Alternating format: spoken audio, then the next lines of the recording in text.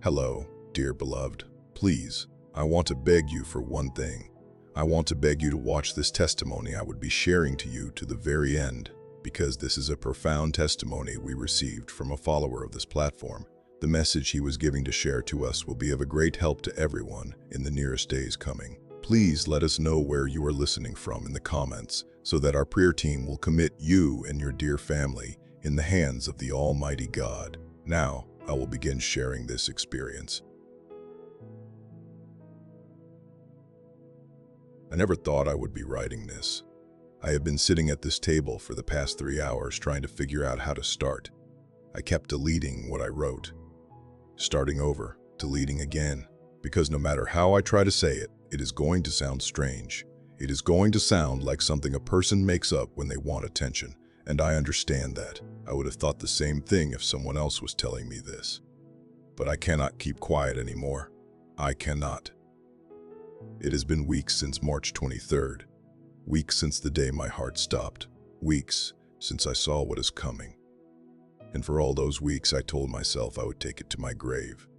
I told myself no one needed to know. I told myself I would just prepare my family quietly and let the rest of the world do whatever it was going to do. Then, I turned on the news last week. I watched as 2 countries that used to be allies were now pointing weapons at each other. I watched a leader stand at a podium and say things that made my hands start shaking. I watched military ships moving into places they had never moved before. And I sat there on my couch, barely breathing, because I had already seen all of it. I had already seen where it leads. So here I am, writing this, knowing some people will laugh, knowing some people will say I had brain damage from the cardiac arrest, knowing some people will close this page before they even finish reading it. That is okay. I am not writing this for those people. I am writing this for the person who feels something when they read it. The person who already knows in their gut that something is not right with the world right now. The person who is quietly afraid but does not know why. This is for you. My name is not important. I served in the United States Army for 15 years. I did 3 tours overseas. I am not a man who believes in ghost stories. I am not a man who gets emotional easily.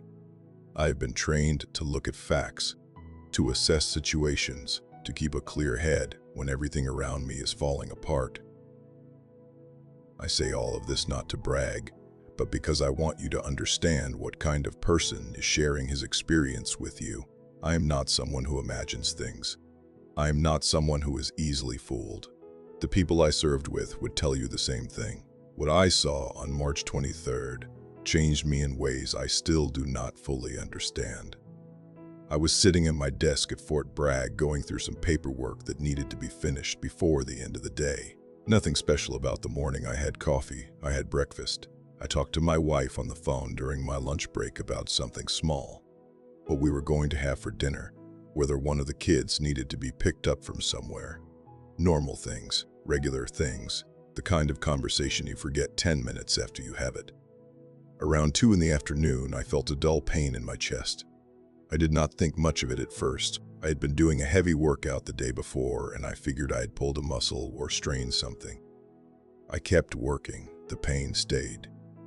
After maybe 15 minutes, it started to get worse. It started spreading down my left arm, up into my neck a little. And then I noticed I was sweating. Not a normal sweat. A cold, uncomfortable sweat. Even though the room was not hot at all, I stood up from my desk. My vision went blurry at the edges. I grabbed the edge of the desk to steady myself. I remember thinking very clearly, this is not a pulled muscle. I remember reaching for my phone. I remember hitting the call button. I remember someone answering and me trying to say something. I do not remember what I said. The next thing I remember is seeing medics running toward me from down the hallway. I thought, okay, help is coming. I'm going to be fine. Then there was nothing, no pain, no sound, no light, just nothing, like being switched off completely. I do not know how long that nothing lasted. It could have been seconds. It could have been much longer. But then something changed.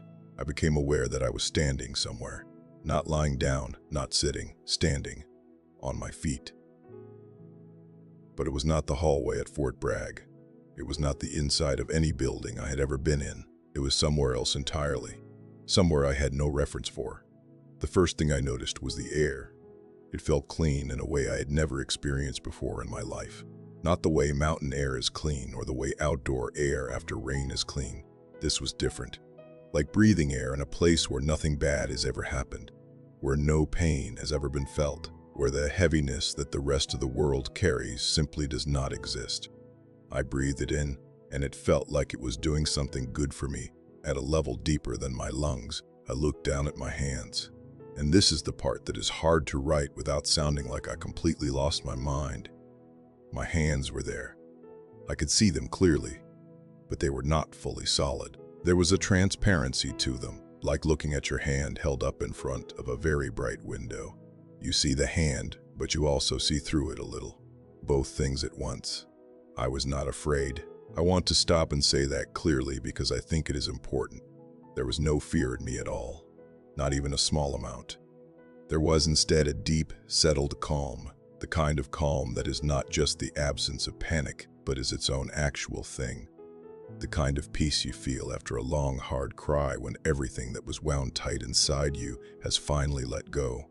That specific peace, sitting inside me like it had always been there, and I had just never been still enough to feel it. The ground beneath my feet had a softness to it that I could not fully identify. Not grass. Not dirt, not concrete or any surface I had ever walked on. Something between all of those things, with a slight give to it, like firm packed snow, enough to hold you, but enough to feel under your feet. I started walking, not because I had a plan or a destination. My feet just moved and I let them. The light around me was warm and soft, nothing like harsh sunlight. More like early morning light in that particular hour just after sunrise, when everything looks slightly golden and the day is not yet turned demanding. I walked in that light and I felt no urgency and no fear, and I just let myself move. After what felt like a few minutes, maybe a little more, the ground in front of me seemed to reach an edge, like the top of a cliff or the edge of something very high. And when I looked down from that edge, below me was a city. I need to stop here for a moment because what I am about to describe is something I have tried to put into words many times. In my head, alone, during the few weeks since March, and I still feel like words do not fully reach it, but I am going to try. The city looked familiar in some ways. There were buildings and streets and what looked like neighborhoods, the kinds of structures and spaces you would find in any large American city. But something was deeply wrong with it. I felt the wrongness before I could identify it. The same way you sometimes walk into a room and know something is off before you have figured out what you are looking at. The buildings looked wet, not from rain. The wetness was running down the sides of them in long, slow lines, like something was seeping out from inside the walls. And the streets below were dark and wet too. Everything glistened with a dampness that had no source I could see. And there was a sound. I still hear that sound sometimes at night when I am trying to sleep. It was a sound of crying, not from a person or a group of people that I could see. It was broader than that. It seemed to come from the city itself, from the ground and the buildings and the air above the streets. A low, continuous sound of grief, like the place was mourning something it had lost and could not get back. I said out loud, "What is wrong?" I said it without planning to, just the way you speak when something moves you past the point of staying quiet. I did not expect an answer. No answer came. Just that sound continuing. Then I noticed people standing nearby, not close enough to touch, but not far either. They were standing still, all of them facing the city below. Not one of them looked at me. Their faces held the same expression across all of them, though they were different people, different ages, different everything. Every face carried a look of deep sadness that went all the way down, eyes that had taken in too much. The kind of look you see on veterans who came back from long wars and came back changed. A grief that has settled in permanently and made itself at home. None of them spoke. None of them moved. They just stood there watching the city below them. And then the scene in front of me shifted. Not abruptly, not like a cut in a film, more like something dissolving and something else gradually becoming clear. And what became clear was a battlefield. Not like anything I had seen in my years of military service. Not like Afghanistan or Iraq or any training exercise or any briefing I had ever sat through. This was something operating on a scale I genuinely did not have a word for. The word battlefield is not big enough for what I was looking at. Soldiers everywhere, and not from one country or two, or even a handful. From everywhere. I could see flags from so many nations, I could not count them all. American flags, Russian flags, Chinese flags, flags from countries across Europe and the Middle East and Africa. Flags I recognized immediately, and flags I had to think about. Uniforms that were familiar, and uniforms I'd never seen before. All of them in the same space, all of them fighting. The sound was almost impossible to take in all at once. Gunfire, not just small arms, but heavy weapons. Artillery, explosions that sent the ground shaking in waves. I felt through the soles of my feet even from where I stood. People screaming in every language I have ever heard, and in languages I had never heard before. English mixed with Russian, mixed with Arabic, mixed with tones and sounds I had no name for. All of it blended into one enormous, terrible noise that pressed on you from every direction. I watched as soldiers who must have once stood side by side, who must have once been trained together or worked beside each other, or at minimum pointed their weapons at the same enemies, now fought each other with a ferocity that was difficult to watch. There was no hesitation in any of them, no mercy, no moment of pause where anyone seemed to question what they were doing. Just fighting, just complete commitment to destroying whoever was in front of them. I am a soldier. I have been near violence. I have seen what it does to people and to places, but watching that battlefield from where I stood, I felt sick in a way that had nothing to do with my stomach. It was a sickness of the soul, a grief that started somewhere deeper than I knew I had, and spread outward through everything. And then the fighting stopped. All of it. All at once. Without any signal that I could see or hear. One moment the noise was at its worst, and the next moment there was silence. And that silence was somehow more terrible than all the noise had been.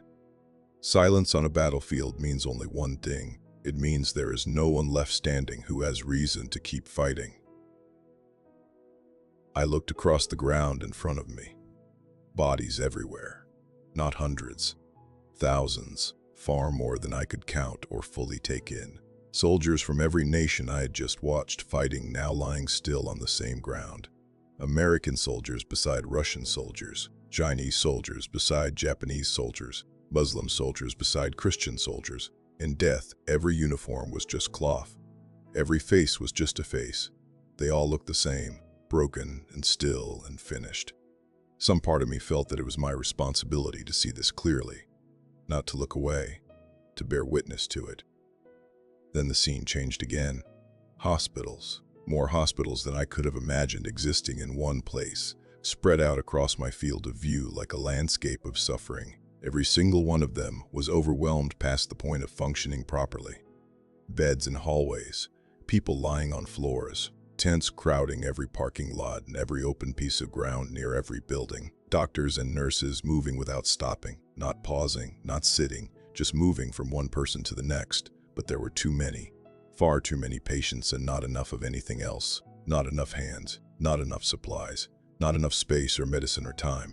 I watched a doctor standing over two patients, both of them badly wounded, both of them needing help that only one of them was going to get. He stood there for only a moment before he made his decision. He turned to one and began working, and walked away from the other one. He did not look back, but his shoulders, the way he carried himself as he walked away, told me that he would carry that moment for the rest of his life. I watched nurses who looked like they had not slept in days still moving, still doing what needed to be done, their faces carrying an exhaustion that went beyond the physical. And then I was shown the cities, the places where the battles had been fought. I do not have words adequate to describe what I saw. Buildings reduced to rubble and dust, streets buried under debris, the complete absence of electricity, no lights anywhere, no sounds of engines or machinery or any of the ordinary noise that cities make when they are alive. No running water, just people moving through the wreckage slowly searching for food, searching for water, searching for someone they had been separated from. I watched a woman moving through a section of destroyed street. She was thin in a way that told me she had not eaten properly in a long time. She was picking carefully through a pile of broken concrete and twisted metal, and then she found something. A small amount of food wrapped in whatever she could find to wrap it in. She held it carefully. She did not eat it right away, even though I could see from everything about her that she was hungry. She walked with it held close to her until she found a small child sitting against a broken wall with their knees pulled up to their chest. She sat beside the child, and she opened what she was carrying, and she gave every piece of it to the child. She kept nothing for herself. She just sat there while the child ate, holding the child close, and the look on her face was something I am never going to be able to fully describe. It was love at its most stripped down, love with nothing left around it except itself. That woman is still with me. I see her when I sit down to eat a full meal. I see her when I throw food away because it sat too long in the refrigerator. I also saw things that were harder to watch. Good people, ordinary people, people who in different circumstances would have been kind neighbors and decent human beings, doing things that hunger and fear had driven them to. I watched a man take food from someone who was weaker than him. I watched people break into buildings looking for anything that could help them survive another day. And I could see from their faces that they were not people who thought of themselves as thieves. They were just people who had run out of options and then run past the options they had run out of. The supply chains were gone, completely gone. No trucks on roads because the roads were not safe, or the fuel was not there, or the people who drove them were not either. No stores receiving deliveries because the systems that organized those deliveries had collapsed. Whatever food existed in an area was whatever had been there before it all fell apart, and when that ran out, there was nothing. People grew more desperate with each passing day, and desperation has a way of changing what a person is willing to do. I turned away. I had reached the limit of what I could keep watching. My whole body was shaking. My face was wet, and I realized I had been crying for some time without noticing. A trembling had started somewhere in my chest and spread out through my arms and legs, deep and uncontrollable, the kind that comes when your body is processing something that your mind does not have a category for. I said out loud, "Why?" I said it more than once. I asked why this was happening. I asked what any of these people had done to deserve this. I asked how human beings could do this to each other and keep doing it and not stop. And that is when the light appeared. It came from directly in front of me, and it was unlike anything I will ever be able to adequately describe to another person. Bright in a way that should have hurt my eyes and did not. Not just bright, but warm. And not warm the way a fire is warm or the way sunlight is warm. Warm in a way that reached the parts of you that have nothing to do with temperature, the parts that are not physical. A warmth that went all the way to the center of me and stayed there. A figure came out of the light and moved toward me. I knew immediately who it was. I want to be clear about this. He did not look like any painting I had ever seen. He did not match the pictures from Sunday school or any church I had ever sat in, or any movie that had ever tried to put him on a screen. But I knew him with a certainty that had no doubt in it anywhere. Not a certainty I had reasoned my way into, a certainty that was just present. The same way you know your own name without having to think about it or argue yourself into it. It was Jesus. His face carried a kindness in it so complete that just looking at it made something in me want to collapse. Not a soft or gentle kindness, a deep, costly kindness, the kind that has walked through real things and knows what it has cost and offers itself anyway. His eyes held a sadness and a love at the same time, both of them fully present, neither one canceling out the other. I could not fully hold his gaze, and I could not look away from it. He did not speak out loud. There was no voice that came to my ears. What happened instead was that understanding arrived inside me, thoughts and meaning and knowledge that I suddenly had, all at once and completely, without any words passing between us. He showed me things. He revealed things. He told me things not with language, but with something more direct than language. And every single thing he showed me, I understood perfectly and immediately and completely. He revealed to me that what I had just been shown was not a distant possibility or a warning about something that might happen many generations from now. He showed me that the tensions already visible in the world, the ones already being reported in the news, the posturing between nations, the shifting of alliances, the movements of military forces, the language of leaders becoming harder and more aggressive, All of it was not background noise. It was movement. It was a direction, and the direction led to everything I had just witnessed. He showed me how it would start, not with a formal declaration or a decision made around a table by men in suits. He showed me something much smaller than that. A mistake, a moment of bad communication between forces that were already too close to each other. A soldier in a tense situation who made a split-second decision that could not be undone. A response to that decision, then a response to the response. He showed me how something that would be called an incident in the early news reports would pull on a thread that was already far too tight, and how that thread would unravel at a speed that no one on any side was prepared for. He showed me that technology had changed the nature of what was coming, in ways that people did not fully understand. He showed me capabilities that had been developed quietly and kept out of public knowledge. He showed me that the distance between a decision being made and its catastrophic consequences had been reduced to almost nothing by the weapons that now existed. And he showed me that leaders on every side were making choices they genuinely believed were right and necessary and protective of their people. He showed me the sincerity of those beliefs, and he showed me that the sincerity did not change where those beliefs were leading.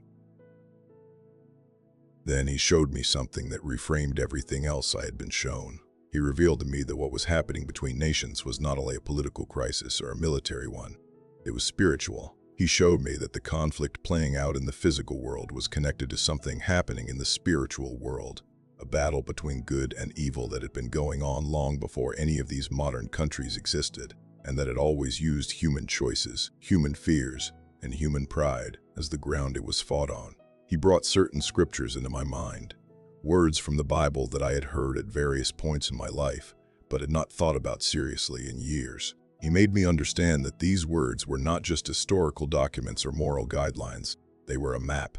He showed me that what I was witnessing was the fulfillment of things written down thousands of years ago, warnings given with full knowledge of exactly this moment, warnings that people had either forgotten or decided were not meant to be taken literally. He showed me Matthew 24 and the words Jesus had spoken to his disciples about wars and rumors of wars, about nations rising against nations, about famines and suffering, and about all these things being the beginning of birth pains. He showed me that those words were written for people living right now, for us, for this time.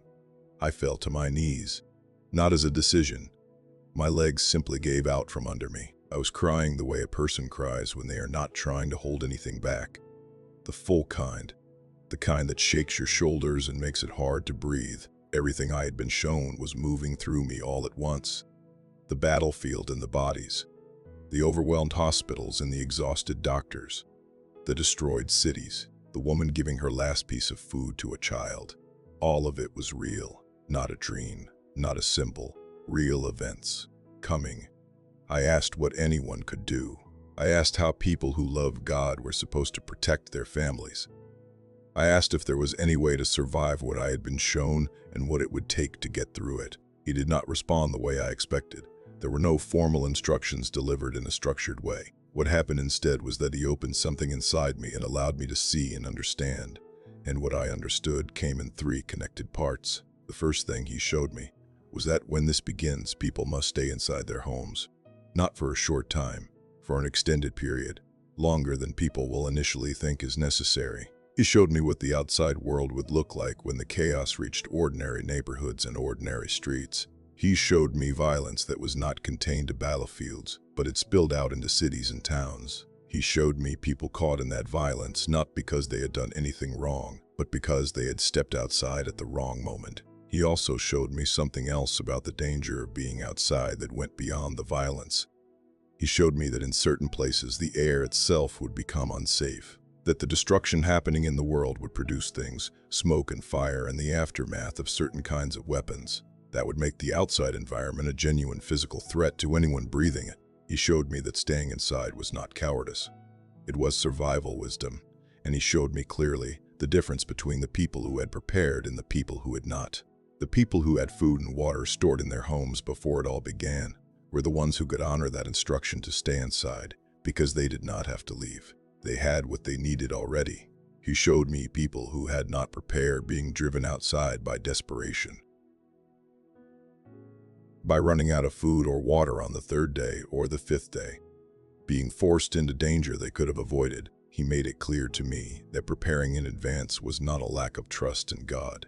It was a practical expression of the wisdom he was making available to anyone who would receive it. The second thing he showed me was about making the home a protected space, about securing it deliberately and on purpose.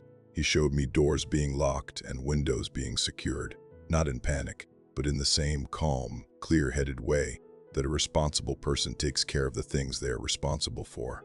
He showed me what would move through neighborhoods when the desperation outside reached a certain level. People who in ordinary times were decent human beings, driven by hunger and fear to do things they would never have otherwise done. Breaking into homes, looking for food or supplies or shelter or anything that might help them get through one more day. He showed me that locking the door was not an act of fear.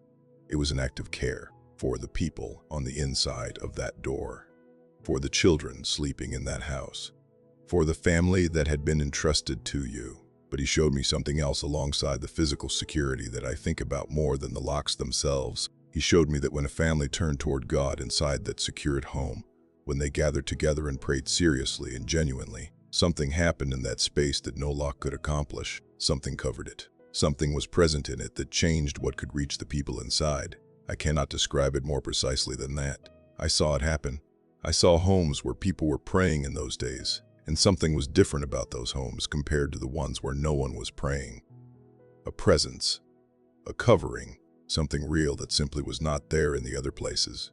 He showed me specific moments from inside those homes, a family praying together through the night while sounds of danger were happening just outside their walls, and the danger not coming through that door. A woman praying alone for a son in another city, and that son feeling something at exactly the moment her prayer reached its most urgent point, feeling a shift, feeling something he would not have words for afterward, but that he would remember for the rest of his life. A child praying in simple words without any theological sophistication, and that prayer doing something, reaching something, mattering in a way that could not be measured but was completely real.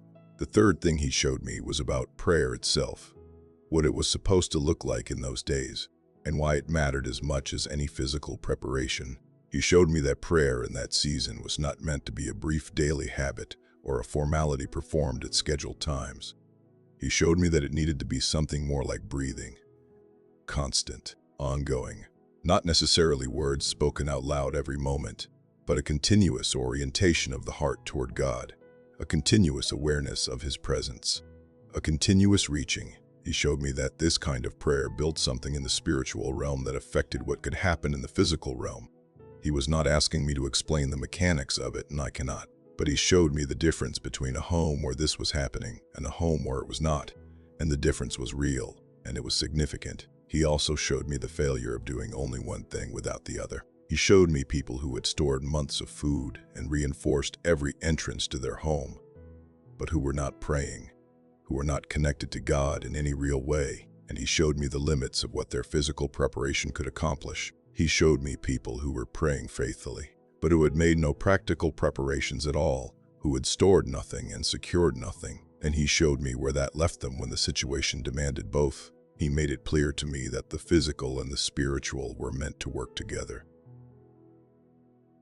that neither one was complete without the other, that the person who had both was genuinely covered in a way that the person who had only one was not. As he was showing me all of this, I began to understand something about the nature of faith that I had never understood before, despite years of occasional church attendance and the kind of vague background belief that a lot of Americans carry around with them. I understood that the physical world and the spiritual world are not two separate tracks running in parallel. They are the same reality, seen from two different positions. What happens in one has real effects in the other. Storing food and locking doors are physical actions with spiritual significance. Praying is a spiritual action with physical effects. They are not in different categories. They are part of the same response to the same reality. Then, he showed me something that broke my heart before it gave me hope. He showed me people being taken, a large number of people, all at once, suddenly gone, not dead, taken, renewed from what was coming. He showed me it happening quickly. One moment these people were present, and the next they were not. He showed me what followed, the confusion of people who witnessed it, the fear, the arguments about what had happened and where these people had gone, the stories and theories and desperate explanations, the chaos that this disappearance itself caused on top of the chaos that was already building. But then he showed me something that I held on to more than almost anything else. He revealed that day. He showed me that it was not over for the people who were still there. He showed me his mercy continuing to be available. He showed me people who had never taken God seriously in their entire lives, people who had mocked and dismissed and ignored, now understanding, now turning, now calling out with a sincerity they had never had before, because the circumstances had finally stripped away everything that had been keeping them comfortable and distant. He showed me new believers emerging in the hardest days, people unrecognizable from who they had been before, people discovering in the worst circumstances that there was something in them capable of a love and a sacrifice they had not known was possible. He showed me that even in the middle of judgment, his mercy was woven through it. Even in the darkest days, he was making himself available to anyone who reached for him. I did not want to leave. I need to say that plainly because it matters. Whatever that place was, whatever the nature of that experience, I wanted to stay in it. The peace there was not the peace of ignorance or of having escaped. I knew everything I had just been shown. The coming war, the suffering, the destruction. I knew all of it, and the peace was still complete. It was bigger than all of it. It made sense of it without making it less real or less terrible.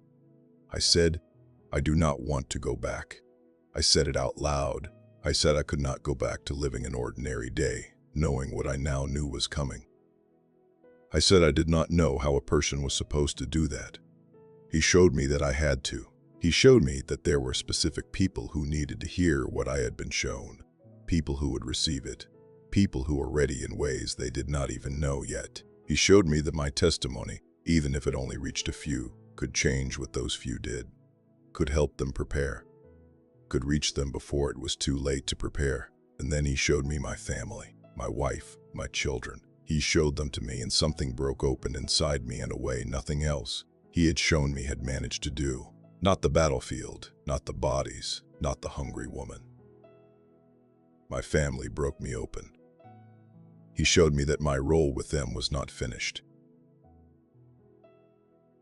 that there was still something I was supposed to do, that the most important work of my life was not in the army or in any uniform or in any operation I had ever been part of. It was in my home. With them, I asked, trembling, whether they would be okay, whether they would be protected. I asked him to tell me they were going to be all right. He showed me that it depended on me, not entirely, and not as a burden, but genuinely. He showed me that if I led my family into what he had been showing me, if I took the faith in our home seriously, if I prepared them not just with food and locked doors, but spiritually, really spiritually, then they would be covered. He showed me that the covering available to my family ran directly through the choices I was going to make when I got back. And then it ended. Not all at once. The warmth faded gradually. The light pulled back slowly. The peace thinned from something overwhelming and complete into something that still lingered but was no longer that total consuming thing. I felt something pulling at me and then drawing me away, and then I was gone from that place. The first thing I knew when I came back was pain. Real, physical, unmerciful pain. My chest felt like someone had put a weight on it too heavy to lift. I could not draw a full breath. Everything around me was loud and urgent. Machines making alarm sounds. Multiple voices speaking in clipped, fast medical language. Someone moving quickly near me, then someone else. I heard someone say he is back. I heard someone say we have a pulse. I tried to open my eyes and could not manage it. I tried to say something and nothing came out. My body felt like something I had just moved back into after being away from it, like I had not fully caught up with it yet. The days that followed were fragmented. I remember pieces. I remember my wife's face very close to mine, red from crying, her hand around my hand. I remember my children in the doorway of the room, standing in that particular way. Teenagers stand when they do not know what their face is supposed to do. I remember a doctor explaining to me in a calm and careful voice that I had been clinically dead for 8 minutes. He said it the way doctors say things, with a professional distance that kept the weight of the information from fully landing. 8 minutes. He told me they had almost not gotten me back, that my heart had restarted in a way that surprised the room. I did not tell anyone what I had experienced, not my wife, not the doctors, not anyone. What would I have said? I am a soldier, 15 years of service, 3 overseas tours, a career built on practicality and clear thinking. If I had sat up in that hospital bed and told the people standing around me that I had been somewhere else while my heart was stopped, that I had seen a coming world war and been shown what to do about it by Jesus himself, they would have noted it quietly in my chart and started monitoring me for neurological damage. They would have been gentle about it. They would have used kind words, and they would have been completely convinced that the 8 minutes without oxygen had done something permanent to my thinking. So I said nothing. I went through the recovery. I listened to the cardiologist. I nodded in the right places. I changed my diet and started taking the medication and did everything a reasonable person does after a serious cardiac event. I played the part of a man slowly returning to normal, but inside, behind all of that, what I had experienced was burning, not fading, not becoming less clear as the days passed. If anything, it was becoming more clear, more detailed, more urgent. The images I had been shown were not softening into something vague the way dreams do. They were staying sharp. I started making changes at home.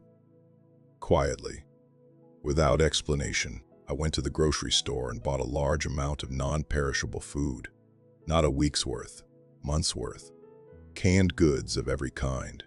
Dry beans and rice, things that could last a long time without refrigeration and could be prepared simply even if the power was out. I did this over several separate trips, spread out over a few weeks, so that no single shopping run looked alarming. I had large water storage containers brought into the basement, the kind designed for serious long-term storage, hundreds of gallons of capacity. I bought water purification tablets and 2 different types of water filters. I bought a hand-crank radio that needed no electricity to operate. I went through every door and window in the house and upgraded every lock. I had a security system installed that was significantly better than what we had before. I found many shutters that could be secured over the windows from the inside and had them put in place. I found reasons to explain each of these individually to my wife when she asked, framing each one as a separate, reasonable decision, a concern about storms, a concern about neighborhood safety, a general desire to be more prepared for emergencies of any kind. My wife is a perceptive woman, she noticed. She did not challenge me directly at first, just watched. One evening she sat across from me at the kitchen table and said gently that she thought I was struggling more than I was letting on. She said she understood that what I had been through was traumatic.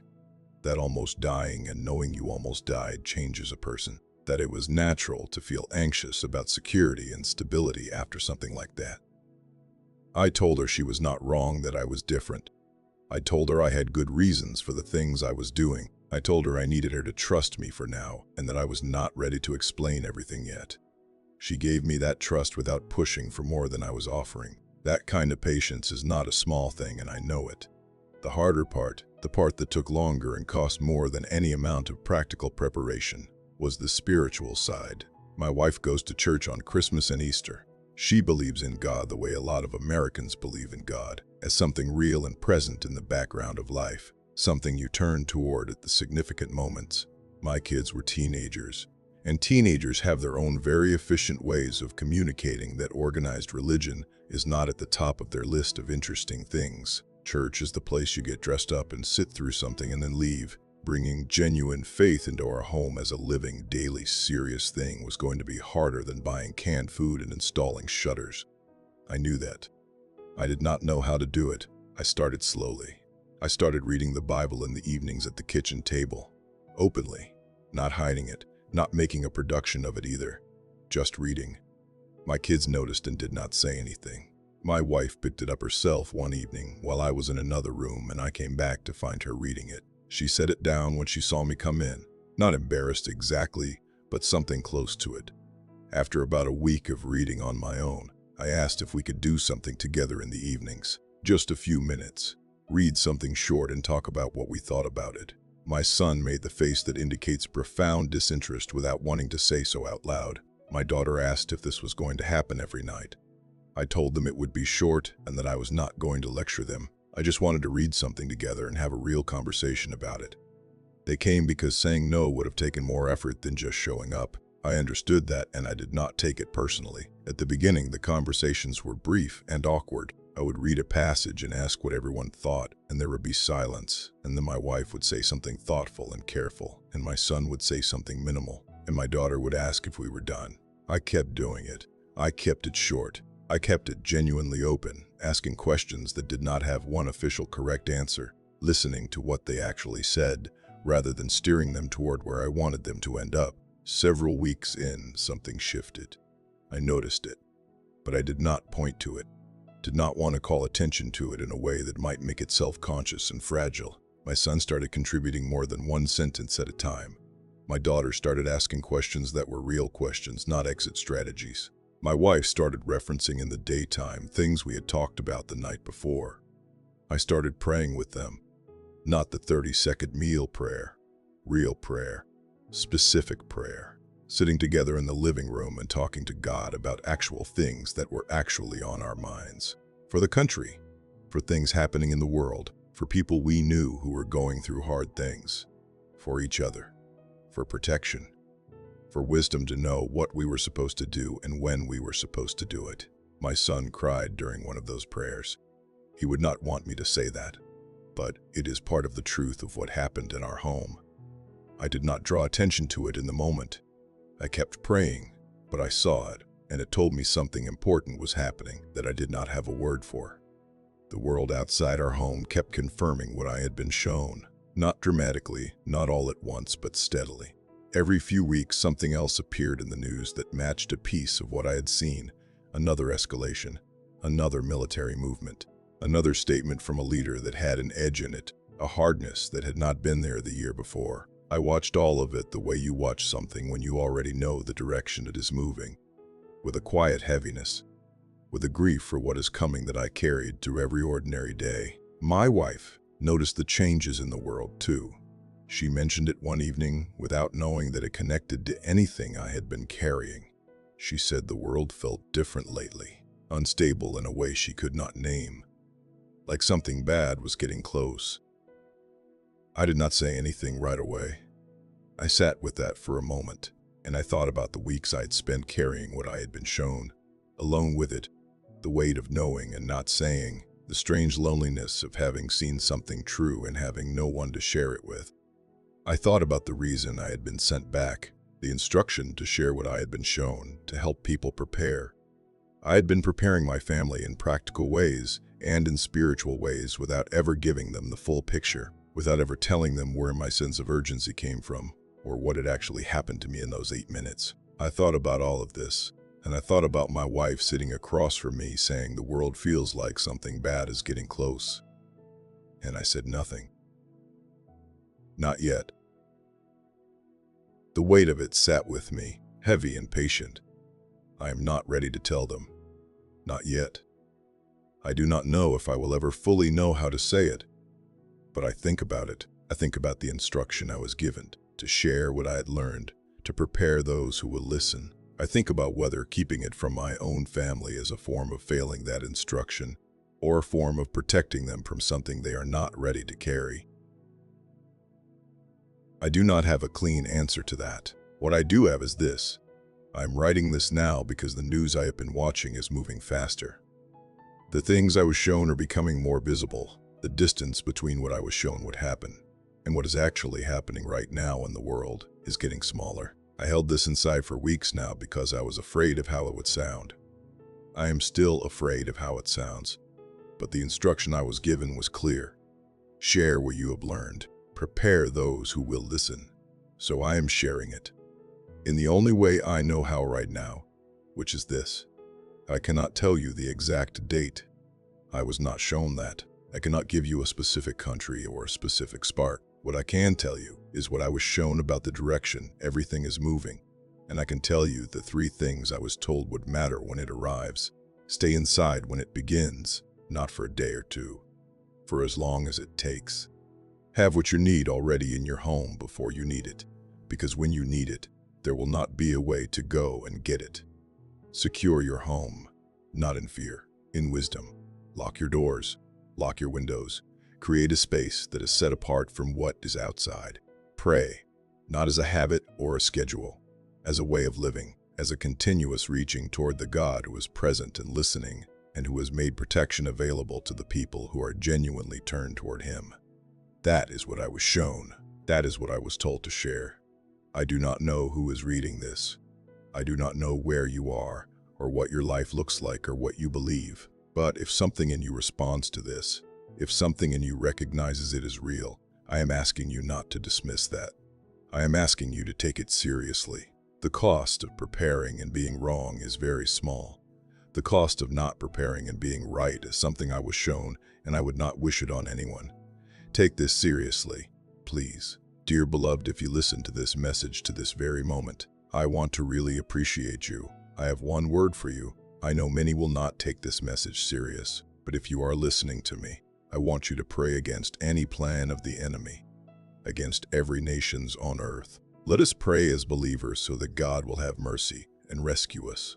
Thank you for watching. If you have been blessed, I would encourage you to like and subscribe to this channel for more testimonies like this. Share this video to anyone you care about, and don't forget that God loves you. See you on the next one.